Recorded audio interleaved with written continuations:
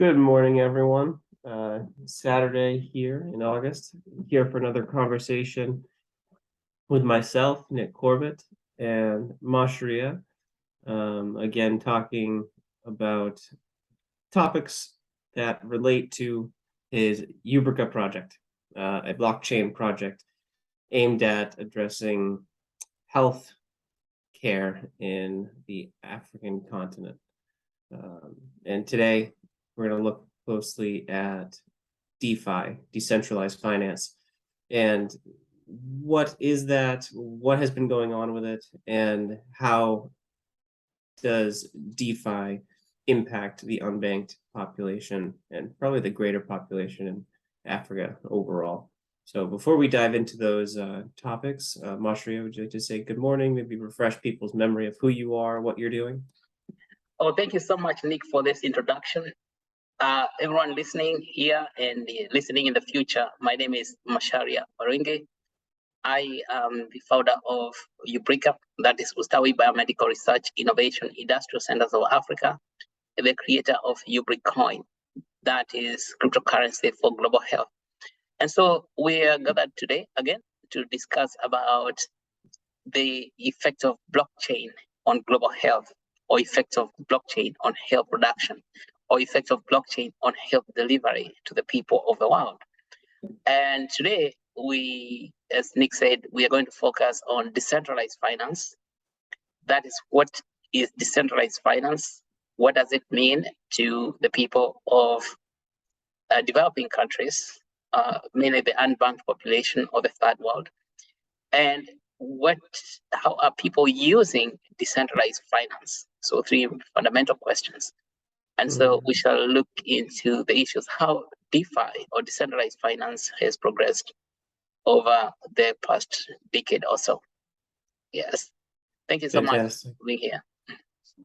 Cool. Thank you for that introduction there. So we can get talking. I think decentralized finance, I think when I hear that term, peer-to-peer, no middlemen, and intermediaries, banks. So I think smart contracts are kind of taking the place of banks to facilitate peer-to-peer, but you might have a completely different way that you want to approach this topic of DeFi, which is large. So let's just say decentralized finance, and let's let you run with it just for this opening portion. Yeah, decentralized finance. This began with the advent of the Bitcoin, or the cryptocurrency on blockchain, by Satoshi Nakamoto in 2008, 2009. And since that time, there has been a lot of work to figure out how we can make finance completely decentralized. Today, finance is totally decentralized. It's been centralized for more than 1,000 years, a millennia or more, that we use a centralized system whereby we use trust system, where we trust the middleman or the middle person to settle transactions. See, and at the advent of the Bitcoin, that middleman has been turned into a computer program. So the computer program becomes the middleman. So there's no human being to trust. And in this conversation, we have talked about how that has worked. The removal of the middle person by computer code. So it's all in the code. So initially we had Bitcoin, and of course Bitcoin itself, I think nearly almost everyone in the world knows about Bitcoin and how it's worked. It became a speculative asset, people buying and selling it in the market to make money. But it has a lot more power than that, because it actually changes how money is transacted in this world. And the first thing is peer-to-peer. It means that you can do transactions directly from person to person without any middle person. And the other thing is uncensored. It doesn't go through the censorship of the middleman. It doesn't require the Bank of International Settlements to settle the accounts. It does not require human beings to serve as escrow. And so it's automatic escrow. And so decentralized finance coming from there, it came way up. People eventually found that Bitcoin maybe is too volatile and it's changing in price so much, and so they created stable coins. And the stable coin, you could say, was the first advent into the next step of decentralization, where you find stable coins like the USDC.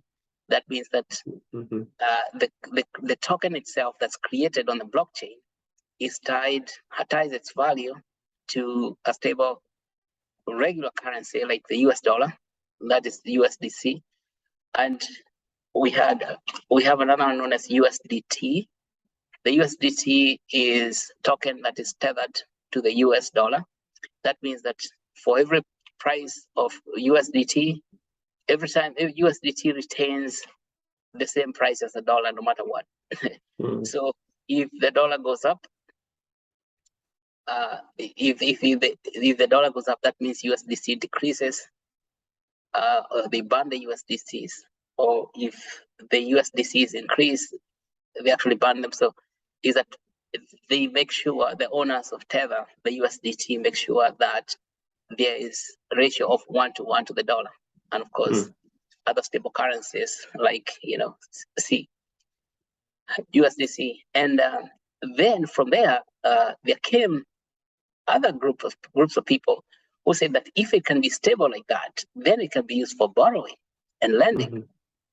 So at the very, very first beginning, we had people like MakerDAO, which Maker created a lending platform where people could borrow money on the cryptocurrency, on the blockchain, on the Maker platform, and they now peg that money with the DAI on the DAI. So, and that became quite popular, and Maker now was moving volumes of money by lending people who need to borrow money, and then they pay back through the smart contracts. And so the DAI was built on the Ethereum network because that's second generation. And so soon after that, that was maybe around 2016, 2017, then there came about people were even more innovative, like the Aave and Compound. That Aave is European. Aave means angel, archangel. So they started creating collateral systems on their blockchain, such that now for Aave, you would borrow certain coins and then you collateralize them by them minting other coins, And so it became, of course, for you to borrow, just like using the old lending technologies with the banks, the loans have to be collateralized. And so in order for them to protect themselves or to protect the lenders, they would over-collateralize. So we had over-collateralized loans in Aave and Compound and Amberforth. So there came a big revolution until I think 2019 around there, when Uniswap came with a completely new model, which is mind-blowing. And to me, I think Uniswap is the greatest of all the greatest. I'm not saying that I'm promoting Uniswap. Uniswap opened the system for lending, or say decentralized finance, completely, and managed to do what? Managed to make it distributed that anyone in the world can access the Uniswap platform in the following way. Uniswap is an exchange just you could say like Coinbase or similar exchanges, but Uniswap is totally decentralized. So the innovation in Uniswap was by making the exchange totally decentralized. And how the exchange works, an exchange like Coinbase works, is that people place orders to buy coins. They're exchanging coins. And when people place orders, it means that those orders have to be, if you have coins and you want to sell them, you put sell orders. And then somebody who is buying puts a bid to acquire your coins. But there has to be buyers and sellers. And sometimes there's no one to buy the coins you put. In order for the exchange to continue happening, it has to make sure that those coins are actually sold and bought. And so they invite a third party person who is known as a market maker. And that market maker stands behind and guarantees that it's going to buy the orders that are in the order book. So centralized exchanges have got order books, and the market maker comes and bets on the order books, make sure that all the coins, the system is continuous and buying the products on the order books. That is when there is no one to buy if an order has been placed. And so Uniswap came and said, we don't have to wait for a third party person, like a rich person, to come and guarantee that they're going to make market for people. Why don't we let everyone in the world, anyone, participate in making market? They said, how?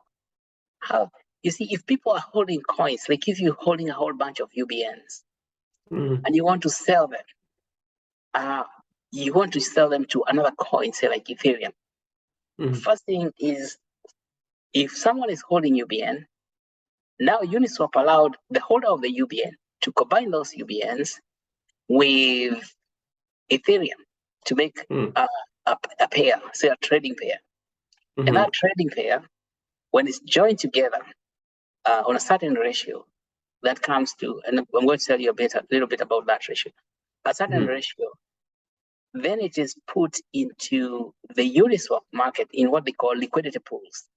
And when the coins now are in the liquidity pool, it means that you, as a person who has contributed that liquidity pair, you become a market maker.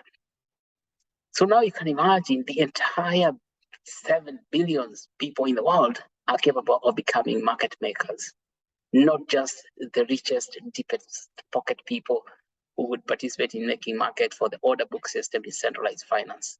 In decentralized finance, anyone in the world can contribute to the liquidity pools. And so what is the incentive for participating in a liquidity pool?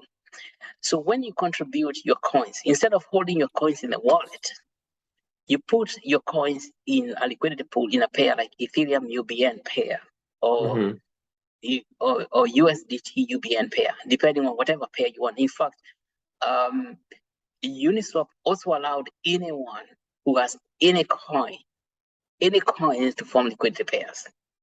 So there's no limitation. And that is, to me, is mind-blowing decentralization. That anyone in the world holding any coins can create a liquidity pair.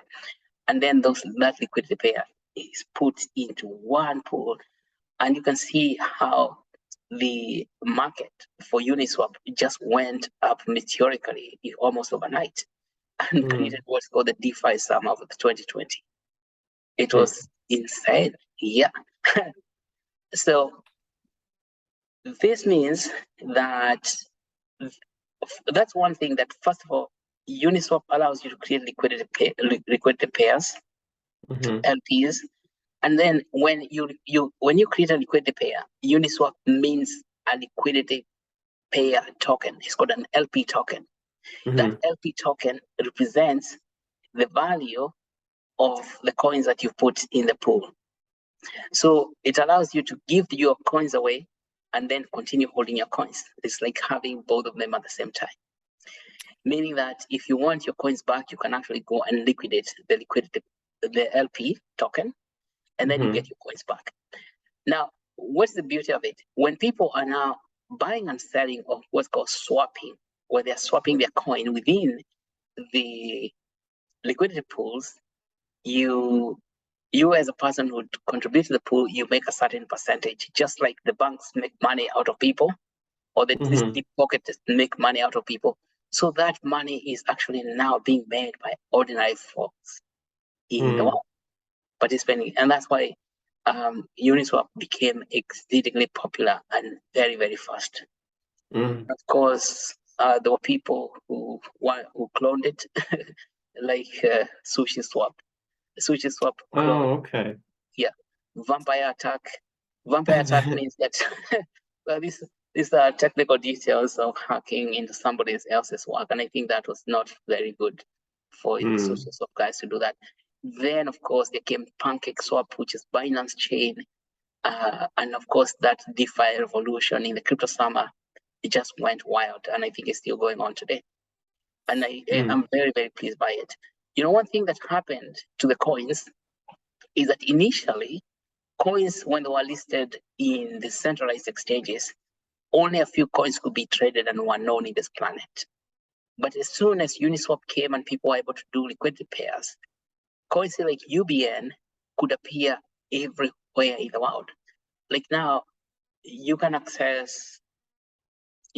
buy coins through your wallet without having to go to Coinbase or other centralized markets. And so, and of course, UBN becomes available through Coinbase decentralized wallet. Now, if we had wait for us to get listed by Coinbase, we would wait for a century because Coinbase is very exclusive. But now coins becomes available to Coinbase wallets through the Uniswap interface. That is the real remarkable thing that happened. That people who could not have the fortitude or the ability to go to Coinbase, and they have their cell phones and they have their wallets, you know, even wallets like Trust Wallet, whether it's Coinomi wallet, Coinbase wallet, whatever wallet, coins became available for swapping from the liquidity pools in all wallets in the world. Yeah. So that's let's could say the second advantage. The third advantage was that now people, the LP token itself, the LP token, because actually represents the value in your coins, you can take that LP token and go and trade it somewhere else, say like Sushi Swap or even PancakeSwap. You see, your coins are still there, but the LP token is now a third element that represents all those coins, but it has value. So you can go and borrow against that LP token, get money, come back to Uniswap, trade with it, and then as soon as you make the money, you take it back. You take the money you made back to the next decentralized exchange you found and make more money. So it becomes like a rolling system where people, if they fully understand it, and you see, this used to be domain of the investment bankers. That's why investment bankers were so rich. But the investment bankers have been found out. Yeah.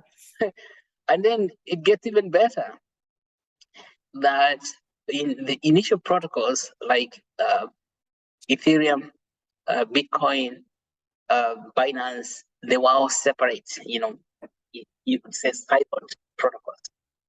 And then people started making interchain and cross-network protocols in the 20s, in 1920, not 20s, in 1920. And these cross-chain protocols allow people to create bridges such that either you get wrapped tokens, like you can get wrapped Bitcoin, which now can operate on Ethereum network, or you can get, but you can actually wrap your ERC20 tokens that they can actually operate on Binance, or you go through a Binance bridge, and that's just amazing how it has opened. Now that is just the nature of decentralized finance, and I feel very, very good about it and encouraged because it actually enables people who are just ordinary folks in the villages to participate in high finance without knowing it's high finance becomes ordinary finance. And they become market makers. So market making is contributing the coins that you're holding, instead of them sitting in your wallet, you contribute them into liquidity pools such that other people in the world can have access to them and they can trade with them, they can borrow them. At the same time, you are making some fraction of money, and at the same time, you are helping a lot of people in the world. Yeah. That's it. Uniswap.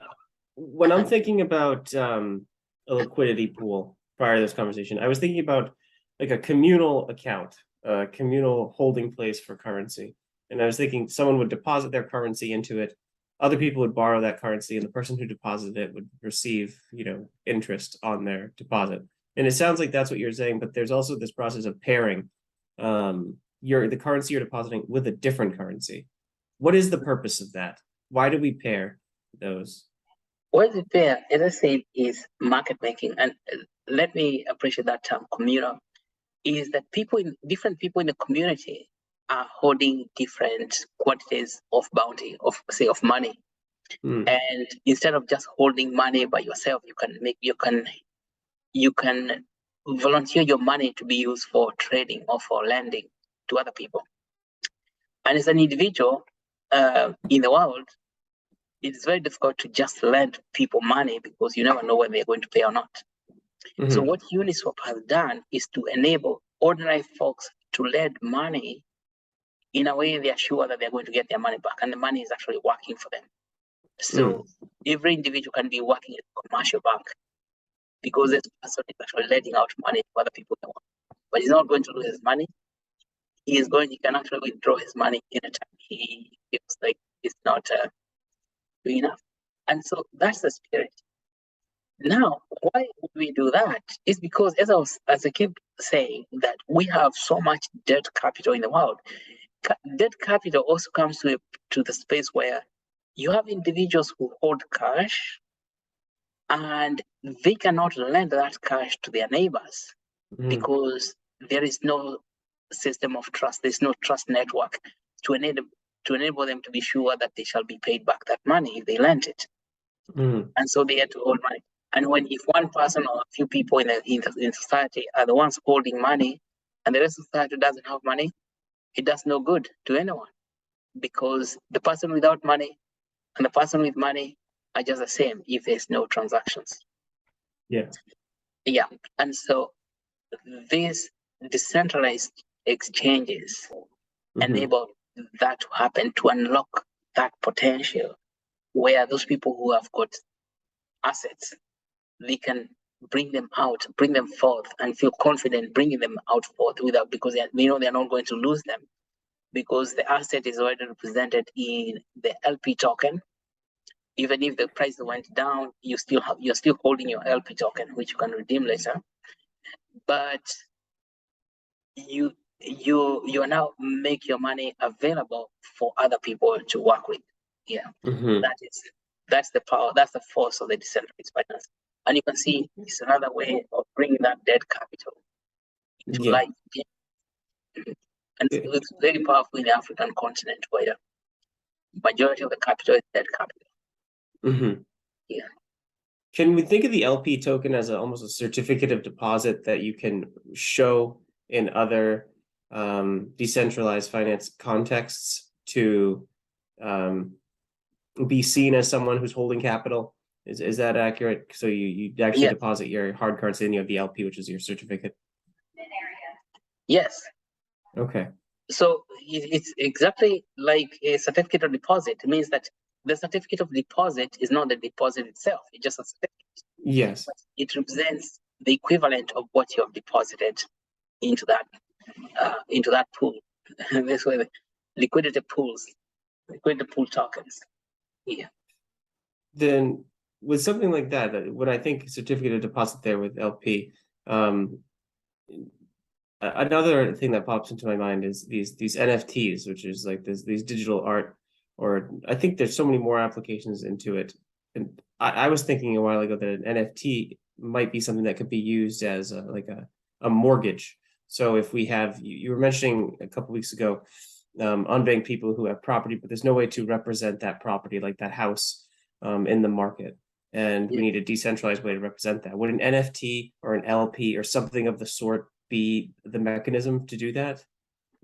Yes, it's great that you brought the idea of NFT in this conversation of decentralized finance because Uniswap has gone through 3 iterations: version 1, version 2, and version 3. Uniswap V3 is where V2 where the LP tokens became very popular, and then Uniswap found this a problem because sometimes the prices could change so dramatically, and so for the LP token, for the pools, the coins in the pool would change dramatically because there's flat volatility. And so Uniswap created a way of you choosing what volatility you're going to tolerate. Like you're going to tolerate only maybe 5% increase. Now that locking of that range, the price range, becomes an NFT. You see? Yeah. So the LP tokens for V3 are actually they're actually NFTs, and they're not as open, wide range, or you could say long range tokens like the ones that you had in V2.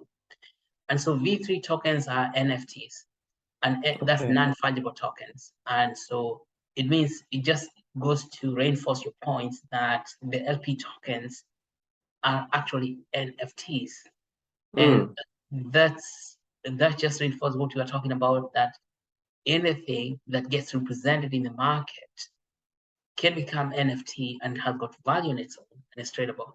Now, as an NFT, now you're holding from V3 version 3 of Uniswap, you're holding the LP token as an NFT. You can actually also go and trade it out there in the market. Separate, it's its own separate entity.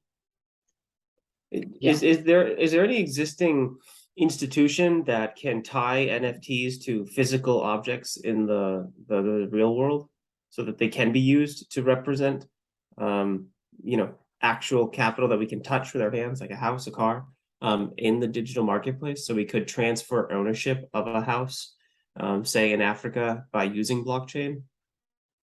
Yes, NFT market is another revolution that happened now, maybe around 2020, late 2020, 2021. And we got new NFT exchanges like Blue Ocean. Yeah. Quite a number of them. But we don't have one that is focused in Africa, although of course cyberspace is everywhere in the world. It's neither Africa nor America. It's cyberspace is universally present in the world. So they are there, and there are people posting pictures on NFT.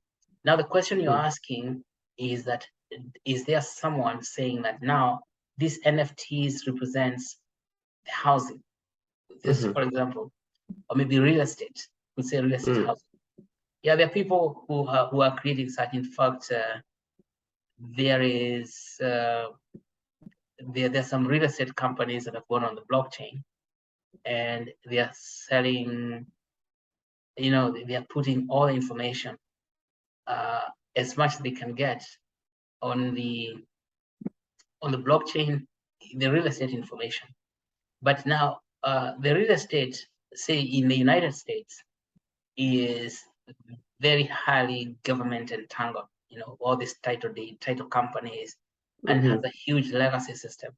So this is gonna take a bit of work to put it onto the blockchain. But places like Kenya and other developing countries, we don't have that intensive government and in entanglement that is gonna be an easier entry point. And of course, you break a project.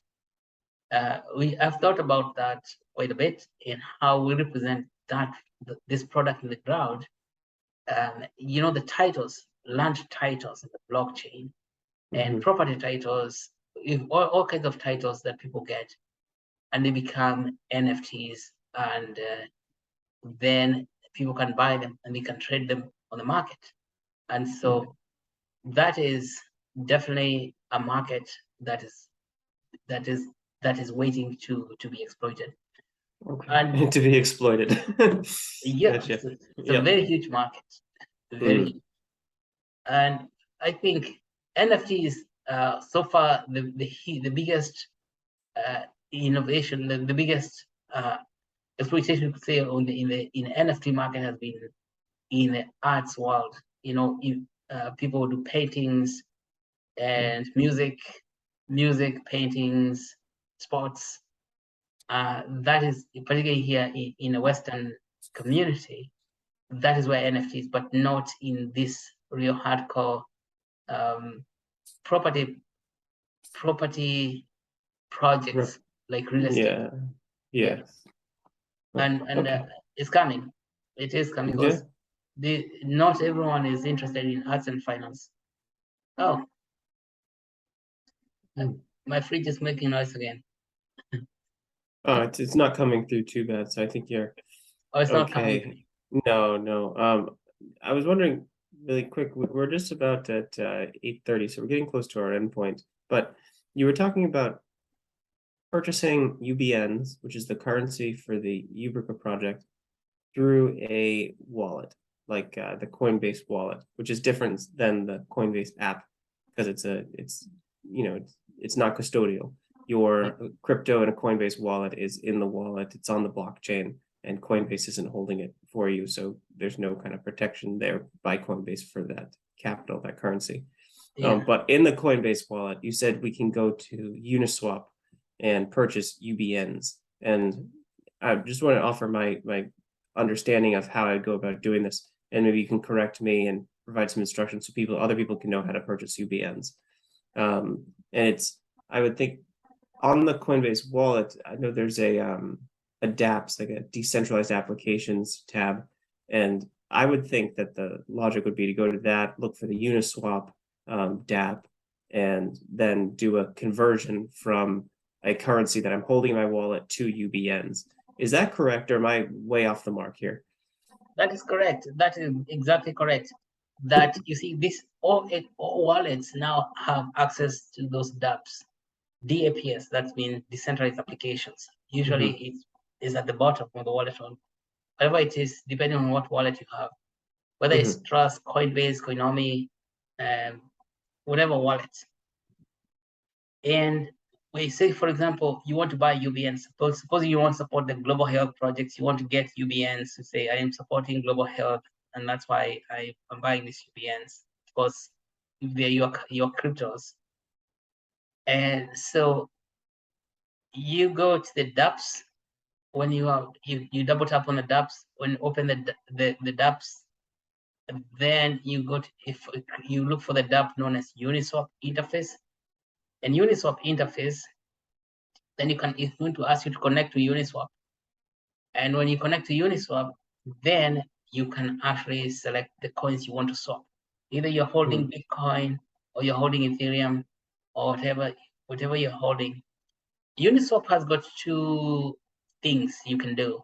You can swap, that means you can change some of the coins you have or exchange them with UBN, or you can create a liquidity pool. That means that you can pair the coins you have with UBN that you purchase and then put them in a pool. So this asks you those two, it gives you those two options, whether to swap your coins directly to get UBNs into your wallet. Then you can be holding UBNs in your wallet, or you can get UBN. You can actually use the coins and combine them and put them into a liquidity pool into the Uniswap wallet. Yeah. Okay. Yeah. Right. Thank you. I have one last final thing I'd love for you to just touch on, and it's about perspective, relation to digital currency. So if I go on my cell phone right now and I open up Venmo or Apple Pay, I see that I have currency in there, and I can send that to people. And I'm limited to the native currency of wherever I am, and for me it's US dollars. But that seems digital. I can send it instantly. And then I go over to my Coinbase wallet and I see that I have an amount of money in there, shown my total value in US dollars, with other currencies making up my portfolio. I can send those anywhere. Besides, the fact that I could have multiple currencies in my wallet, whereas I only have one type of currency in my, say, Venmo or Apple wallet, they're both digital and I can send them pretty much instantly. Now, I think that the difference is the intermediaries in the Apple Wallet, Venmo, the PayPal, those types of things, and then the no intermediaries in the DeFi wallet space with crypto. And can you reiterate for people who are watching right now the significance of a distributed ledger? Because I think that's the key difference between these two options, right? Yes. distributed ledger. Ledger means database. A ledger is where, say, you keep all the transactions, the database of all the transactions that happens. So in the centralized system, the banks or the bankers keep the ledger. So the ledger is actually centralized, not distributed. Every bank branch opens a ledger when you open an account, and then that account, they keep the transaction, a statement of transaction that you make on a regular basis when you withdraw money, when you make payments and all that. And they charge people money for doing that, or the customers pay money for the bank to maintain that ledger. And all they do in a bank is to look at your transaction and say, oh, this transaction is good, we approve. This transaction is not good, we don't approve. Yeah. Who gives them that power? I don't know. But this is what has been happening for thousands of years. You know, that we have somebody in the middle who decides that your check is good, and then they put a check, it's called a check. They put a check and then they approve it.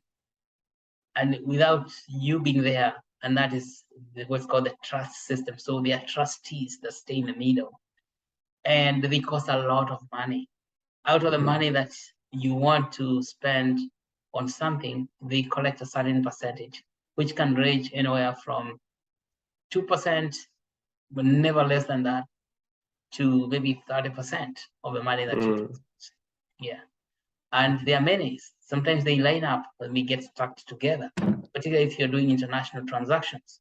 When you're sending money from, say, one country to another country, you are going through several approving people, individuals, or middlemen, or you could say the trustees who make sure that all that money has reached the person on the other side. They're actually not necessary. So that ledger is centralized, and it is managed through the central governance system with the central banks in every country, and of course the International Monetary Fund coming out of Washington, D.C. So that's the old system, the system that's going away. The distributed ledger technology, which is on what blockchain is, Bitcoin is built, the blockchain technology itself approves transaction without any human being getting involved. So the approval system is that kind of security system, the security of approved transactions is known as proof of work or proof of stake. Proof of work is the original consensus, that agreement of multiple individuals or multiple nodes, in this case computers, multiple computers approving a transaction in the consensus. So there's an algorithm that's been a formula that enables the computer to approve this. And so instead of having human beings making approvals, we have a computer network or a network of computers, which are known as nodes, a network of computers approving the transactions. That's the main difference. So this network does not consume money, your money. The money that it actually takes is, to pay for the electricity, but in the proof of work. And so that money comes from the approval mechanism, which in Bitcoin, we what's called Bitcoin mining. And of course, in Ethereum, we have Ethereum mining. So that mining system is the one that is paying the approving owners of the computers. And now with the proof of stake system, it is that the people participating in approving the transactions have to stake in their own money, which is known as staking, the first proof of stake. And it means, I think in Ethereum, Ethereum had said that people are going to deposit about 32 ETH, and that is enough money to cover the approval system. And so is the Ethereum or the investors themselves who are stakeholders of the system are the ones who are approving, and they actually stake their own money. So as a customer, the only fees that you get is just the gas fees which means the fees for just paying, making sure the transaction gets through, but Mhm. and to maintain the Ethereum network. But it's nowhere as expensive as having a whole bunch of human beings sitting between you and the person who is receiving the transactions. Mhm. So Okay. that removes the entire CFI or centralized finance. That's the I old haven't system. heard that. Did you just coin that phrase? CFI? No, I didn't coin it. That's what people call it in the blockchain, the CFI. Oh, okay, okay. CFI is being replaced by DeFi, Good. decentralized finance. Yeah. Good. Well, they Okay. didn't call it CFI until DeFi came about. Mm. I like it. I Yeah. like it. Cool. Well, thank you for going backwards with me to provide this explanation of the distributed ledger. I know we already covered that topic, but I think it's worth reiterating from time to time. Now we're at about 8:40 here, so we're about 10 minutes over what we had planned for. So we'll kind of wrap it up here. But I'm happy to continue the conversation about DeFi with you and to follow your lead. This morning, sitting down with you, I had some understanding of what we were going to be talking about. But I always find it so valuable to talk with you because you seem to know so much more about it and so much of the small, intricate details that have such a huge impact on the whole ecosystem and users. And again, just to bring it back to why you're in this space, and that's you want to have an impact, you want to make a change, you want to leave the world a better place, and you want to start in Africa with healthcare, making sure people aren't getting disease from exposure to animals, poor healthcare, malnutrition, and you just really want to make Africa a better place. Does that sound right to you? You're kind of Sounds right. you're on a mission. I'm on a mission because as I told before, I grew up in Africa. We are unbanked. That's how we are described by the World Bank. Unbanked, excluded for the finance system, and that financial exclusion is systematic or has been systematic. But now that has come to an end, and that's part of the reason for creating the UBN, and so that we can actually give people access to the finance system, which means access to health, universal access to finance, which gives them universal basic income, is equals to universal health. And so I appreciate that. So for people who want to support Ubricoin, they can buy it with their Coinbase wallet, whatever wallet, they can actually swap it as we described. You can just go there and swap some of your coins, and you can actually create liquidity pools. And actually, liquidity pools are very, very essential because you're going to continue holding the coins that you have. They're going to be yours, and then they will be represented by the LP tokens. Now, LP tokens on V3 or the version 3 of Uniswap are NFTs, and when they're represented that way, you're still making money. So you actually can donate money to global health without actually giving away your money. Isn't that amazing? The money is still within you, it's with you, but it's actually doing work to help life of other people in the world. That's the beauty of the blockchain and decentralized finance. I love it so much. But thank you so much, Nick, for this opportunity to discuss and explain these matters to the world. Thank you for great questions. It's my pleasure. Thank you for having me once again. Okay.